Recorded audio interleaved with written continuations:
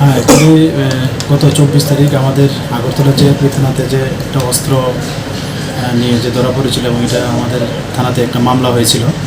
তো এই মামলাতে যদিও ওই যেদিন মামলা হয়েছিল আমরা দুজনকে আমরা অ্যারেস্ট করেছিলাম। তো তাদেরই সঙ্গে এবং যে ডিউরিং ইনভেস্টিগেশন এখন পর্যন্ত আরেকজনের লিঙ্ক আমরা পেয়েছি এবং ওনাকে আমরা ওই কেসে অ্যারেস্ট করেছি। তো এর নাম রেমরিমি দেব বর্মা। ওনার বাড়ি কল্যাণপুর খোয়াই ডিস্ট্রিক্ট, আমাদের ত্রিপুরাতেই।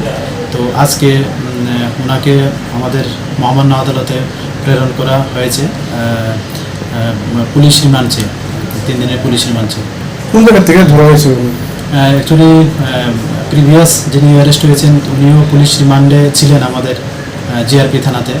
তো ওনার ইন্টারোগেশনে এবং আমাদের যে ইনভেস্টিগেশন যে চলছে, ইনভেস্টিগেশনের যে এভিডেন্সের উপর ভিত্তিতে আমরা ওকে ওই খোয়াই থানা থেকে মানে ওনার যে বাড়ি ওখানে আমরা খবর দিয়েছি এবং উনি আসা এবং ইন্টারোগেশন করে আমরা তাকে অ্যারেস্ট করেছি আমাদের আগরতলা রেল স্টেশন থেকে। পেশায় তো এমনিতে সে কিছু করে না, তো এমনিতে আমরা ওই যে ওই কেসে আমরা তাদের ইনভলভেন্সি আমরা পেয়েছি।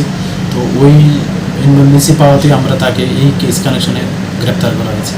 হ্যাঁ, এই বিষয়টা আমরাও দেখছি আরও বিভিন্ন এটার সঙ্গে কে বা কারা যুক্ত আছে এবং নিশ্চয়ই এটার মধ্যে কিছু না কিছু আছে অবশ্যই।